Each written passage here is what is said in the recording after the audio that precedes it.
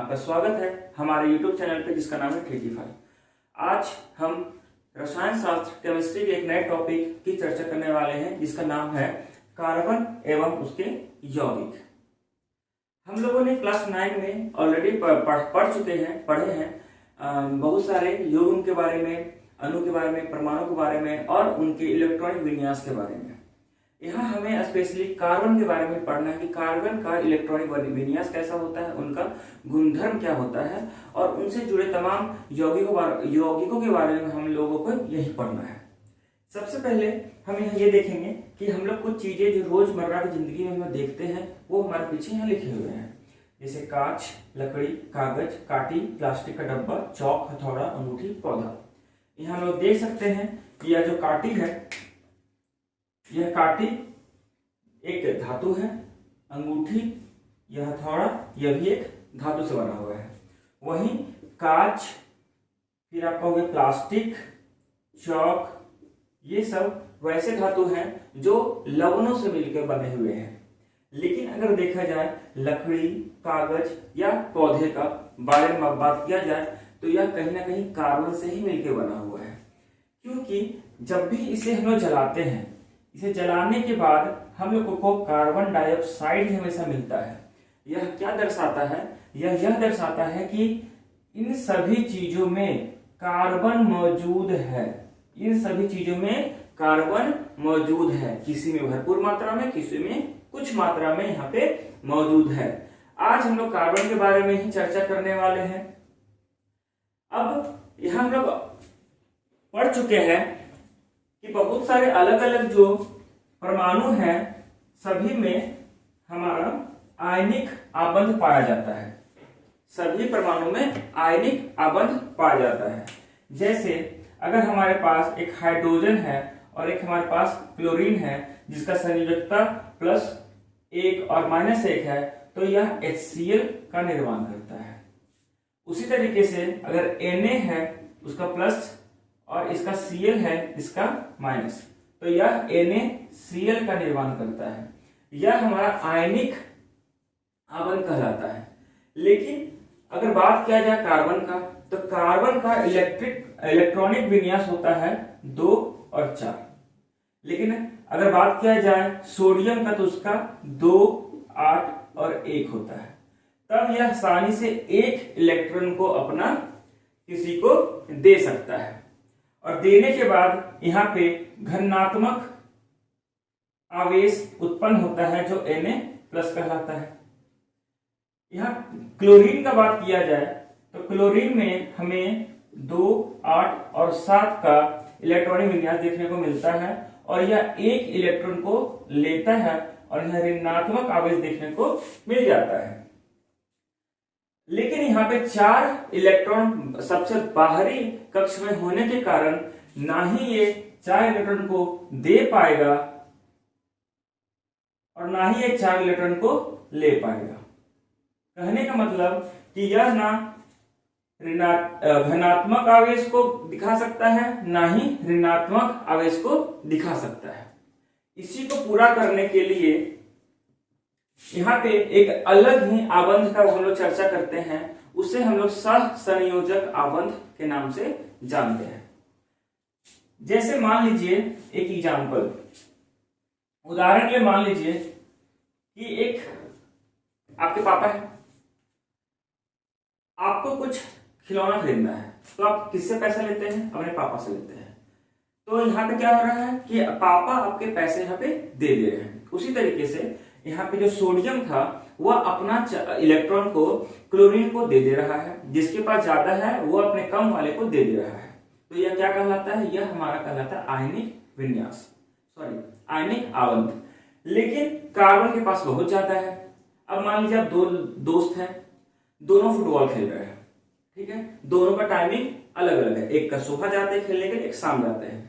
दोनों को जूता की जरूरत है पर दोनों के पास जूता नहीं है, पैसा भी नहीं है कि खरीद पाए दोनों। लेकिन आप लोग एक दिमाग लगाते हैं और कहते हैं कि कुछ कुछ पैसा दोनों मिलाते हैं और मतलब साझेदारी करते हैं। 200 रुपए दोनों मिलाएं और एक जूता लेके आ गए। दिन में मान लीजिए श्याम पहन लिया उस जूते को, तो शाम में राजेश पहन लिया और इस तरीके से उनका जरूरत पूरा होते चला गया। यहाँ पे जो साझेदारी उत्पन्न हुआ है, उसी साझेदारी से यहाँ कार्बन जो है अपना आबंध को बनाता है। इसी आबंध को यहाँ पे सह संयोजक आबंध कहते हैं।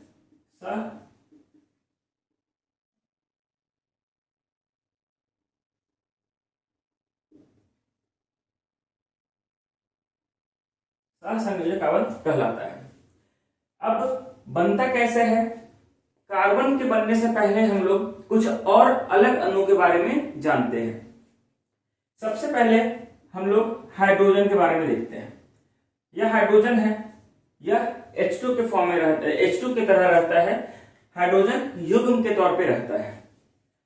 इसे बनाने के लिए हम लोग यह कह सकते हैं, हाइड्रोजन का इलेक्ट्रॉनिक विन्यास जो होता है यह होता है सिर्फ एक, इसका सिर्फ एक होता है। तो एक होने के कारण से यहाँ पे हम लोग इसे गोल या बिंदु से दिखा रहे हैं, और क्योंकि दोनों एक ही है इसलिए यहाँ पे भी हम लोग बिंदु से ही दिखा रहे हैं। अगर ये हाइड्रोजन ना हो के कोई और भी अणु होता, परमाणु होता, तो यहाँ पे हम लोग क्रॉस से भी दिखा सकते हैं, जो कि हम आगे बताएंगे। तो अब ये हाइड्रोजन है, यह भी हाइड्रोजन है, दोनों के पास एक एक इलेक्ट्रॉन है। अब इसे अपने सबसे करीबी ऐसे उत्कृष्ट गैस से के पास जानना है, उसके विन्यास को अपनाना है जो सबसे इसके पास में है। सबसे इसके पास में कौन सा है? तो हीलियम। हीलियम का इलेक्ट्रॉनिक विन्यास जो होता है वह होता है 2, और यह पूर्ण होता है, यह कक्ष में बिल्कुल भरा होता है, खाली थोड़ा सा भी नहीं होता है। तो इसे भी हीलियम का ही विन्यास चाहिए। इसके लिए क्या करेगा कि एक इलेक्ट्रॉन इस वाले हाइड्रोजन को दे देगा, और ये क्या करेगा, अपना इलेक्ट्रॉन इस वाले को दे देगा कुछ समय के लिए, या कहें साझेदारी के तौर पे। तो यह हाइड्रोजन क्या किया, इस हवाले हाइड्रोजन से इलेक्ट्रॉन ले लिया। अब इसके पास कितना इलेक्ट्रॉन हो गया? एक पहले से था और एक अब आ गया, तो कितना इलेक्ट्रॉन? 2 इलेक्ट्रॉन। 2 इलेक्ट्रॉन होने के कारण से इसका विन्यास हीलियम के बराबर हो गया। इस हाइड्रोजन का बात किया जाए तो इसके पास पहले से ये था, अब इस वाले हाइड्रोजन को भी ये ले लेगा। जैसे ही ले लेगा यह हो जाएगा हाइड्रोजन के साथ एक और एक 2 इलेक्ट्रॉन, तो यह भी क्या हो गया, हीलियम के विन्यास के बराबर आ गया। और इस तरीके से इस साझेदारी से यह जो हाइड्रोजन है अपना आबंध को पूरा करता है, और यह एकल आबंध के नाम से जाना जाता है। उसी प्रकार से यहाँ पे एकल के अलावा दोहरा आबंध भी मिलता है, और तीसरा आबंध भी हम लोग देखने को मिलता है। जिस प्रकार से हाइड्रोजन यहाँ आबंध बनाया, उसी प्रकार से ऑक्सीजन और फिर नाइट्रोजन का आबंध भी हम लोग यहाँ पे देखेंगे। अब हम लोग ऑक्सीजन का आबंध को देखते हैं। ऑक्सीजन का जो इलेक्ट्रॉनिक विन्यास होता है यह 2 और 6 होता है। ऑक्सीजन का जो इलेक्ट्रॉनिक विन्यास होता है 2 और 6 होता है। अगर यहाँ पे 2 है तो हमें यहाँ पे 2 ऑक्सीजन का जरूरत है, तो एक ऑक्सीजन यहाँ और एक ऑक्सीजन यहाँ पे, लेकिन इसके पास 2 इलेक्ट्रॉन का भी जरूरत है ताकि ये अपने सबसे करीबी उत्कृष्ट गैस के विन्यास तक पहुंच सके। सबसे करीबी इसका जो उत्कृष्ट गैस है वह है नियोन, और नियोन के पास टोटल 10 इलेक्ट्रॉन होता है। इसके पास टोटल 2 और 6 8 इलेक्ट्रॉन यहाँ पे मौजूद है, मतलब इसे 2 इलेक्ट्रॉन अभी भी चाहिए। यह 2 इलेक्ट्रॉन अपने बगल वाले ऑक्सीजन से ले लेगा।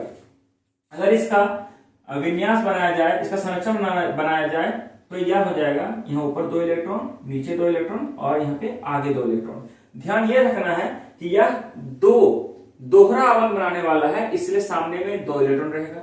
अगर ये 3 आबंध बनाएगा तो यहाँ पे 3 इलेक्ट्रॉन रहेगा सामने में, और अगर एकल है तो ये सिर्फ सिंगल 1 इलेक्ट्रॉन यहाँ पे आगे में रहेगा।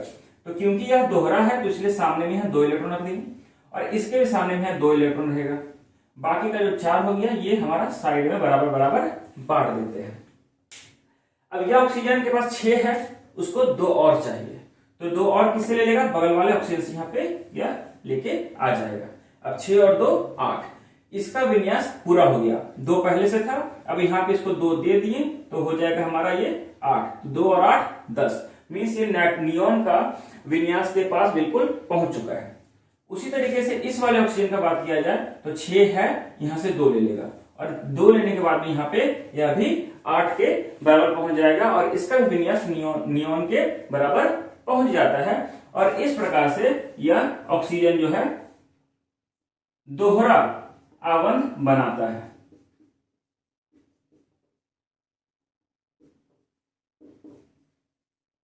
यह दोहरा आवंत बनाता है। अब इसी प्रकार से नाइट्रोजन का जो युग्म है, जोड़ा जो है, वह भी त्रिआवंत का निर्माण करता है। हम लोग उसे भी देख लेते हैं। इसके बाद हम लोग आगे का कुछ टॉपिक है उसमें चलेंगे, जैसे कि कार्बन का सर्वोत्मुखी प्रकृति, जिसमें हम लोग को पढ़ना है श्रृंखलन, फिर है चतुसंयोजकता, फिर उसी में आता है संतृप्त और असंतृप्त कार्बन यौगिक, फिर उसके सूत्र को देखेंगे और साथ ही साथ किस तरह की संरचना बनता है वो भी देखेंगे। फिर हम लोग विषम परमाणु और प्रकार्यात्मक समूह को भी यहाँ पे देखेंगे, जानने की कोशिश करेंगे। इसके अलावा कुछ और भी ऐसे टॉपिक बच जाते हैं जो कि हम लोग दूसरी क्लास में करने वाले हैं। चलिए फिलहाल हम लोग नाइट्रोजन का संरचना को देख लेते हैं कि किस तरीके से यह त्रिआवंत को बनाता है। नाइट्रोजन का संख्या परमाणु संख्या 7 और इसका इलेक्ट्रॉनिक विन्यास 2 और 5 होता है। सबसे करीबी इसका जो है नियॉन है। नियॉन का परमाणु संख्या 10 और यह 2 और 8 विन्यास के तरह से होता है। 8 और 5 मतलब इसे 3 इलेक्ट्रॉन अभी चाहिए, इसे 3 इलेक्ट्रॉन अभी चाहिए। तो 3 इलेक्ट्रॉन किससे लेगा? तो अपने साथ वाले युग्म से ये लेने वाला है। आगे देखते हैं, यह नाइट्रोजन है। हम बताएं जितना इलेक्ट्रॉन चाहिए उतना ही इलेक्ट्रॉन सामने में रहना चाहिए। तो 1 2 और ये 3 बच जाएगा। कितना? 5 में से 3 गया तो 2 बचा। तो 1 यहाँ पे हम लोग 2 को इस साइड पे रख देते हैं। उसी तरीके से नाइट्रोजन यहाँ है तो 1 2 3 और बीच में यहाँ पे हम लोग 2 यहाँ पे रख देते हैं। इस नाइट्रोजन के पास 5 पहले से है। अब इसको 3 और चाहिए तो इस वाले 3 को यह ले लेगा और जब इस वाले 3 को यह ले लेगा तब इसके पास 5 और 3 8 मीन्स नियॉन का विन्यास को पहुंच जाता है, के पास चला जाता है। उसी तरीके से यह नाइट्रोजन के पास भी 5 है और यहाँ 3 है तो 5 और 3 8, यह भी नियॉन के विन्यास को अपना लेता है और यह भी संपूर्ण बन जाता है। यह भी बिल्कुल एक अच्छा युग्म बन के मतलब दिखा देता है, अच्छा बच्चा बन जाता है आप ही के जैसा। अब यहाँ पे हम लोग को जो मिलता है, यहाँ पे हम लोग को 3 आवंत देखने को मिल जाता है। इसी 3 आवंत को हम लोग त्रिआवंत कहते हैं।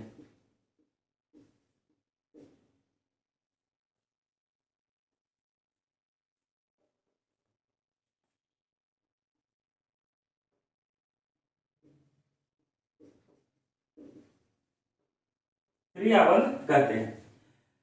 अब यहाँ त्रिआवंत है, हम लोग यहाँ पे क्या देखें 5 में 3 इसको चाहिए।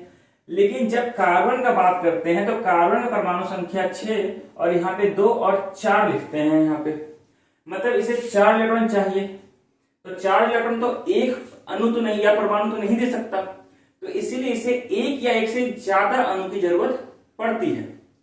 जैसे एग्जांपल हम लेते हैं मीथेन का। मीथेन का सूत्र होता है CH4 और इस प्रकार से ये अपना 4 बॉन्ड को 4 आवंत को यह बनाता है और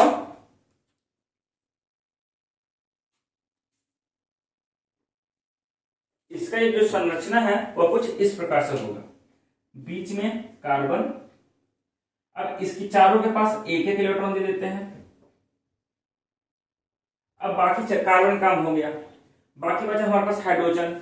तो हाइड्रोजन का जो इलेक्ट्रॉन विन्यास होता है वह 1 होता है। अब कार्बन के अलावा एक हम लोग को अलग तरह का बॉन्ड हम लोग को परमाणु देखने को मिला, इसलिए यहाँ पे हम लोग ये डॉट का ना यूज करके, बिंदु का यूज ना करके एक कटकुट का या क्रॉस का चिन्ह यूज करेंगे। ये क्रॉस हो गया। टोटल कितना हाइड्रोजन है? 4। तो 1 यहाँ हो गया, 2 यहाँ हो जाएगा, 3 और ये हो गया हमारा 4।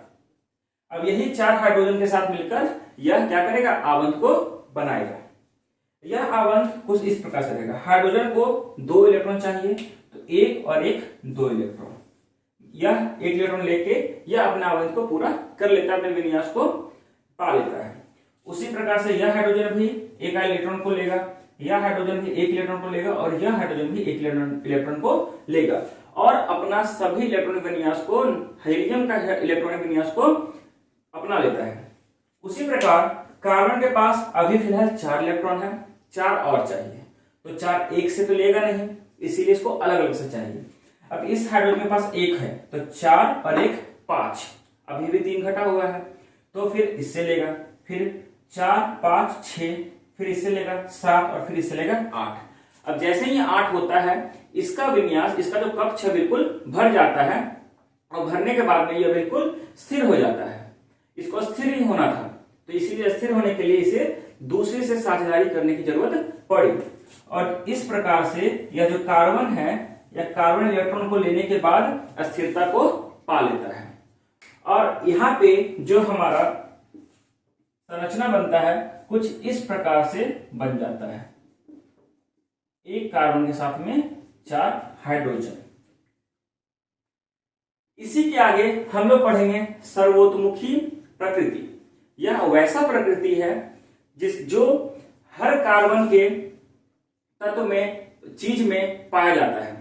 सबसे पहला श्रृंखलन। श्रृंखलन का मतलब है कि कार्बन जो है अपने कार्बन से ही, चाहे 1 हो, चाहे 10 हो, चाहे 1000 हो, चाहे करोड़ हो, उसके साथ में आबंध बना पाता है। जैसे एक कार्बन इस प्रकार से ये अपना आबंध को बनाते चला जाता है। लेकिन अगर बात किया जाए दूसरे का, दूसरे किसी परमाणु को ले लेते हैं, सोडियम को, तो सोडियम एक दूसरे सोडियम से आबंध बनाता है? तो नहीं, ये कभी नहीं बनाता है, पर कार्बन बनाता है।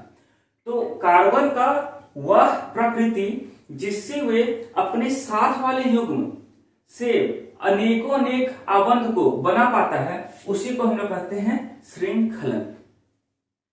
श्रृंखलन के बाद दूसरा जो है वह हमारा चतुसंयोजकता। संयोजकता का मतलब होता है इलेक्ट्रॉन को देना या लेना या साझेदारी करना। यहां हम लोग देखते हैं चतु का मतलब होता है 4, मतलब 4 इलेक्ट्रॉन को देना या लेना या 4 इलेक्ट्रॉन के साथ में साझेदारी करना। तो यहां देख सकते हैं कि कार्बन क्या किया है, 1 इलेक्ट्रॉन को साझेदारी यहां किया, दूसरे को यहां, तीसरे को यहां, चौथे को यहां, 4 अलग अलग अणुओं से साझेदारी करता है और 4 आबंध को यहां बनाता है। इसी 4 आबंध को बनाने के कारण ही कार्बन को हम लोग चतुसंयोजकता के नाम से जानते हैं या उस प्रकृति को चतुसंयोजकता कहते हैं। फिर से रिपीट कर देते हैं।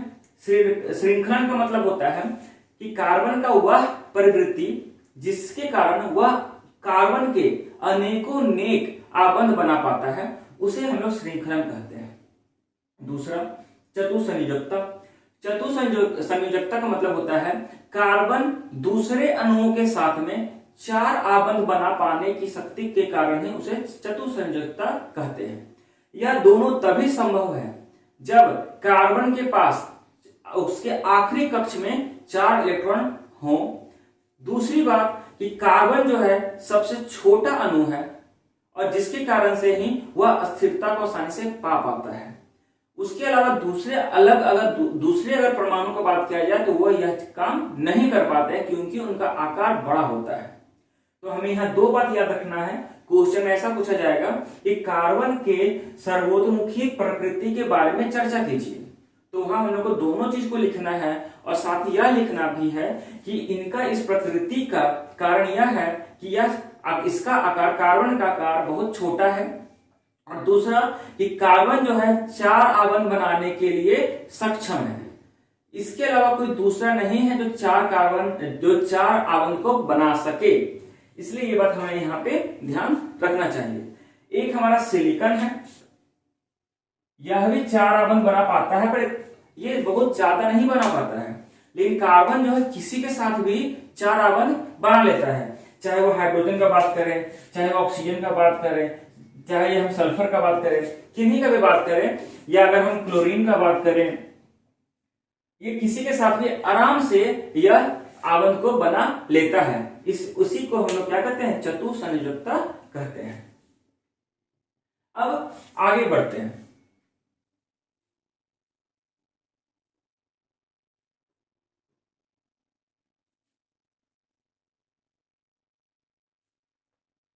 अभी हमने मीथेन के बारे में पढ़ा। मीथेन का सूत्र जो होता है वह होता है CH4। तो यह कार्बन और हाइड्रोजन का युग्म है, दोनों को मिलके बना हुआ है। इसी को हम लोग हाइड्रोकार्बन के नाम से भी जानते हैं।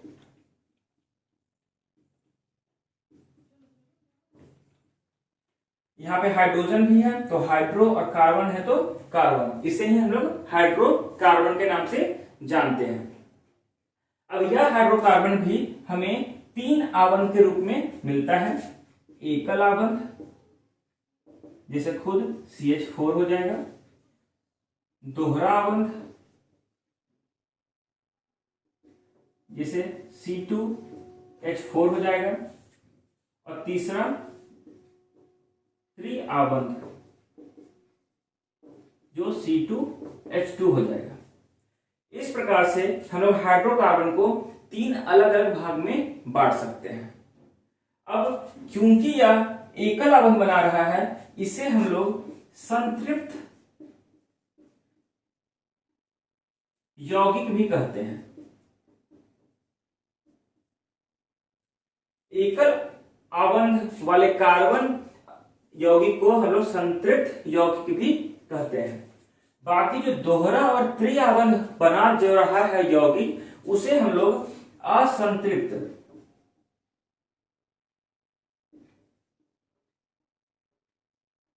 यौगिक के नाम से जानते हैं। संतृप्त और असंतृप्त के बारे में थोड़ा आगे जाने के बाद और चर्चा करेंगे। जब इसके बीच में बहुत सारे अभिक्रियाओं को हम लोग पढ़ेंगे तो और अच्छे से यहाँ पे समझेंगे। अभी फिलहाल हमें यह समझना है कि संतृप्त यौगिक का मतलब होता है वैसे कार्बन जिनके बीच सिर्फ एकल आवंत ही बना होता है, एक आवंत का ही संरचना किया हुआ होता है। वहीं संतृप्त यौगिक जो होता है वह उसका मतलब होता है कि जहां पे 2 आवंत हो या 3 आवंत हो। C2H4 का संरचना कुछ इस प्रकार से होगा।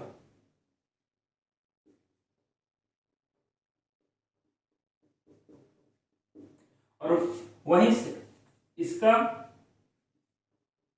3 आवंत के साथ में यह इसका संरचना हो जाएगा।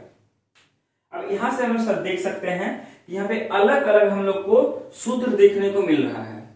तो यहीं पे हम लोग को सूत्र और उसकी संरचना के बारे में भी समझना है, साथ ही साथ इसके नाम को भी हम लोग देखेंगे किस प्रकार से इसको नामकरण हम लोग इसको कर सकते हैं। जैसे कहीं किसी के यहाँ अगर कोई बच्चा पैदा होता है तो हम सबसे पहले वहां पे नामकरण करते हैं, इसका नाम राकेश होगा, इसका नाम राजेश होगा। उसी प्रकार से यहाँ पे हम देखेंगे कि अलग अलग यहाँ पे अणु के अलग अलग नाम होते हैं जो आपको क्वेश्चन में लिखा जाएगा। आपको दिया जाएगा कुछ संरचना और बोला जाएगा कि आप इसका नाम बताइए, या आपको किसी का नाम दे दिया जाएगा और आपको बताना होगा कि ये इसका संरचना क्या होगा, आप लिख के दिखाइए। तो यह कुछ नंबर में दे दिया जाता है और बहुत जरूरी प्रश्न है, और इस चैप्टर से, इस अध्याय से यही तरह के कुछ क्वेश्चन जरूर आते हैं, वो हम लोग को ध्यान देने की चीज है।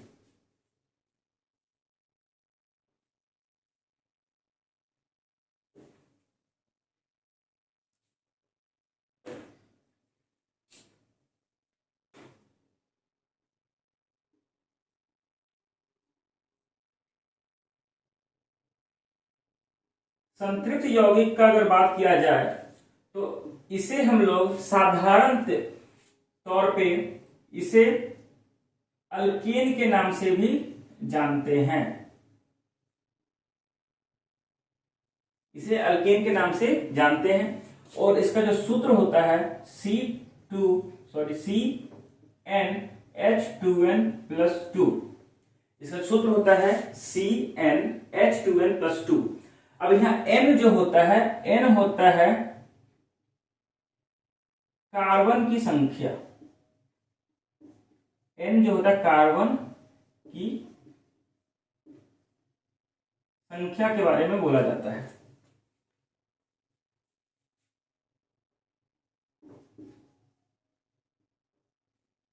जैसे अगर n एक है तो यह बनेगा C1H2+2 मतलब CH4।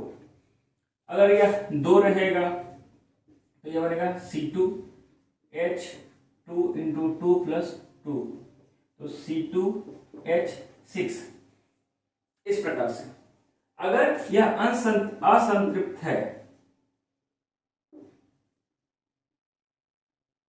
तो यहां दो तरह के हम लोग को यौगिक देखने को मिलते हैं, जिसमें पहला जो होता है उसे हम लोग अल्कीन कहते हैं, और जो दूसरा है उसे हम लोग अल्काइन कहते हैं। असंतृप्त में दो हैं, पहला अल्कीन कहलाता है, दूसरा अल्काइन कहलाता है, और इसके सूत्र भी अलग अलग होते हैं। इसका सूत्र है C2H2N। यहां N का मतलब सेम होता है कार्बन की संख्या, लेकिन N यहाँ पे 2 से शुरुआत होता है, 2 3 4, लेकिन यहाँ जो है N हमारा 1 से ही शुरू हो जाता है। कारण हम आगे बताएंगे। यहाँ अल्काइन का जो सूत्र होता है यह होता है C,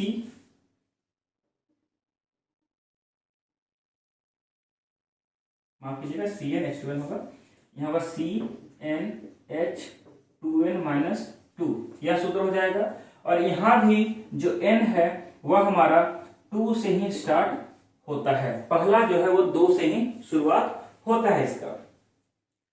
अब इसका कुछ सूत्र देख लें तो पहला हो गया C2H2 × 2 मतलब C2H4, और यहां हो जाएगा C2H2 × 2 - 2 बराबर C2H2। इन दोनों का संरचना हम लोग पहले ही देख चुके हैं। अब इसके थोड़ा आगे बढ़ते हैं और इसके 1 से 10 तक के क्रम संख्या को नाम के साथ साथ उसके संरचना को भी देखते हैं।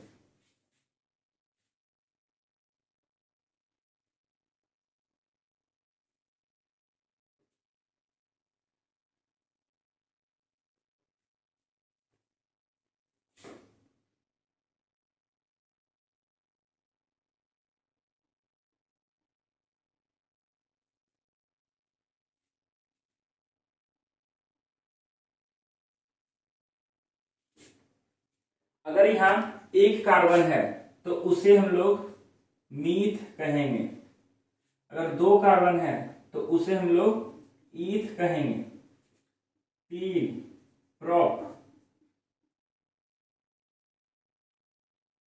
4 ब्यूट,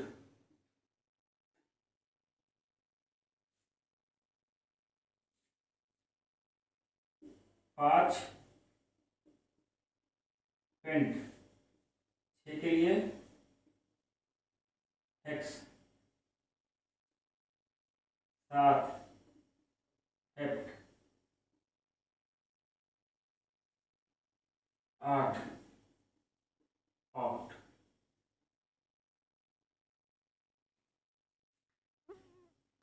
इस तरीके से हम लोग सभी अल्केन, अल्कीन और अल्काइन के बारे में अच्छे से लिख सकते हैं, उसका नामकरण कर सकते हैं।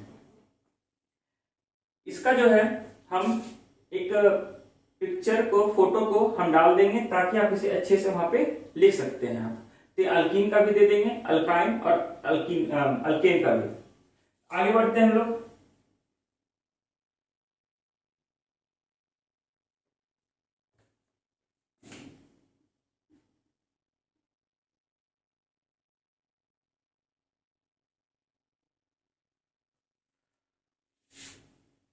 अगर बात किया जाए 4 कार्बन का और एकल आवंत का, तो अभी हम लोगों ने देखा कि 4 को हम लोग कहते हैं ब्यूट, या 4 हम लोग सिर्फ 4 कार्बन लिख देते हैं, और एकल आवंत है तो यहाँ पे क्या होगा, एक एक हम लोग को आवंत दे देना है। इसके अलावा क्या देख रहे हैं कि यहाँ पे इसके पास टोटल 4 आवंत होना चाहिए, लेकिन है कितना, 1। तो इसे 3 आवंत का भी जरूरत है। तो ये 3 आवंत यहाँ पे देंगे, यहाँ पे 3 हाइड्रोजन हो जाएगा। यहाँ देखते हैं यह सी के बारे में, तो यहाँ पे 1 और 1 दो आवंत है, तो यहाँ पे 2 और आवंत बाकी है, तो उसके लिए यहाँ पे हम लोग 2 हाइड्रोजन और दे देंगे। यहाँ भी सेम 2 हाइड्रोजन और दे देंगे, और यहाँ पहले के जैसे यहाँ पे 3 हाइड्रोजन को यहाँ पे हम लोग को देना है। यहां से हम लोग देख सकते हैं कि C कितना है, C हमारा 4 है, लेकिन हाइड्रोजन कितना है, तो 1 2 3 4 5 6 7 8 9 10, तो हाइड्रोजन हमारा है 10। तो अगर संरचना दिया हो तो संरचना से हम लोग इसका नाम भी बता सकते हैं। तो इसका नाम क्या हो जाएगा, इसका नाम हो गया ब्यूट। और अल्केन, एकल आवंत को कहते हैं लोग अल्केन। तो इस अल्केन से हम लोग को एन को लेना है, सिर्फ इस अल्केन से हम लोग को सिर्फ एन को लेना है। तो ब्यूट प्लस एन हो जाएगा यहाँ पे, तो उसे लिखेंगे तो हो जाएगा ब्यूट एन, या इसे लिख सकते हैं हम लोग ब्यूट एन। इस तरीके से हम लोग इसको लिखेंगे। अगर सिर्फ ब्यूटेन दिया हुआ तो ब्यूट का मतलब क्या हो गया, ब्यूट का मतलब हुआ 4, तो 1 2 3 4, और एन का मतलब, इस एन का मतलब हो जाएगा हमारे पास क्या, एकल आवंत, तो 1 2 3 4 करके सारे आवंत को पूरा कर देंगे। अगर सूत्र से चलते हैं तो इसका सूत्र जो होता है यह होता है CnH2n+2। तो इसके सूत्र के हिसाब से हम लोग यहां देख सकते हैं इसका n का वैल्यू, n बराबर है 4, तो C4H2 × 4+2, तो हो जाएगा C4H8+2 और C4H10। तो देख सकते हैं चाहे हम लोग संरचना को बनाते हैं तो भी इसका सूत्र वो इतना ही आएगा, चाहे अगर हम लोग इसके सूत्र के साथ चलते हैं तो भी इसका जो रासायनिक सूत्र है वह भी सेम ही आने वाला है। तो दोनों में से किसी तरीके से चलेंगे, हम लोगों को जो सूत्र मिलेगा वो दोनों एक ही मिलने वाला है। उसी प्रकार से हम लोग अलग अलग और भी संरचना को बना सकते हैं, खुद से कर सकते हैं।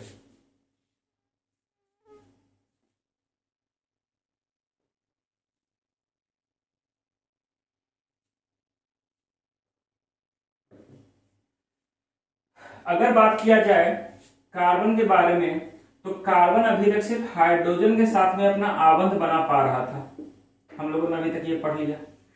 लेकिन क्या जरूरी है कि सिर्फ ये हाइड्रोजन के साथ में ही आवंत बनाए?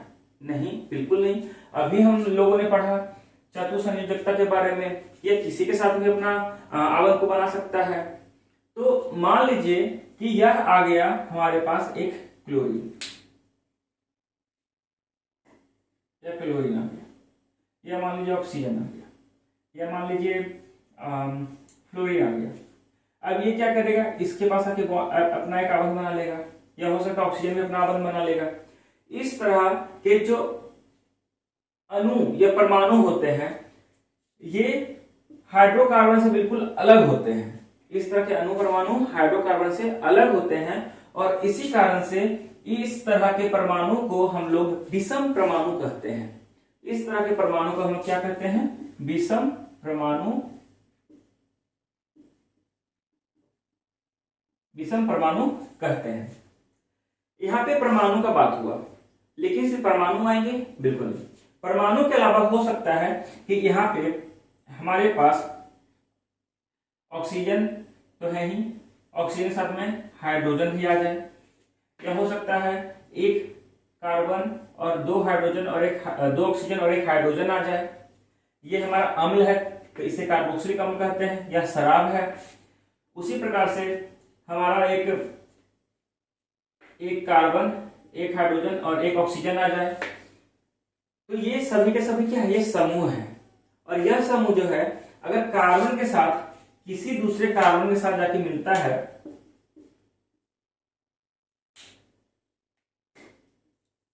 तो इस कार्बन की प्रवृत्ति को चेंज कर दे, बदल देता है, पूर्णतः बदल देता है। हम लोग पढ़े हैं अभिक्रिया में कि 2 अलग अलग जब तत्व या कोई चीज आपस में मिलता है और एक नए तत्व का निर्माण करता है, उसे अभिक्रिया कहते हैं। वही यहाँ भी होता है। अगर ये कार्बन में शराब या कार्बोक्सिलिक अम्ल या हमारा अल्डिहाइड, ये तीनों में से कोई भी एक चीज अगर मिल जाता है तो उसका बिल्कुल ही इसका जो प्रकृति है बिल्कुल बदल जाता है। इसी तरह के समूह को हम लोग प्रकार्यात्मक समूह कहते हैं।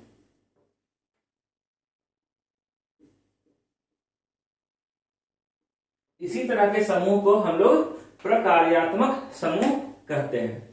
इसी के बारे में हम लोग को आगे और चर्चा करना है, जिसमें हम लोग बहुत सारी अभिक्रियाएं देखेंगे, जैसे अपचयन हो रहा है, उपचयन हो रहा है, ठीक है। इस प्रकार के बहुत सारी अभिक्रिया। फिर है मिसेल का किस तरीके से बनता है, हम लोग साबुन का काम की क्रिया किस तरह की तरीके से करता है, ये सब भी हम लोग आगे के टॉपिक में हम लोग देखेंगे। अभी तक आज तक वीडियो में हम लोग यही देखे हैं, कार्बन का आबंध, सर्वोत्मुखी प्रकृति, श्रृंखलन, चतुस्संयोजकता, संतृप्त एवं असंतृप्त कार्बन यौगिक, उसके सूत्र और संरचना के बारे में देख चुके हैं, और विषम परमाणु और प्रक्रियात्मक समूह के बारे में भी देख चुके हैं। आगे का टॉपिक अगले वीडियो में आएगा इसका, और अगला वीडियो इस अध्याय का आखिरी वीडियो रहेगा। आपसे निवेदन है कि आप इस वीडियो को से अच्छे तरीके से इसका उपयोग करें और अपने परीक्षा में अच्छे नंबर लाएं। अगर आपको यह वीडियो पसंद आता है तो आपसे निवेदन है कि आप इस वीडियो को लाइक करें, शेयर करें और बिल्कुल सब्सक्राइब करना ना भूलें। धन्यवाद।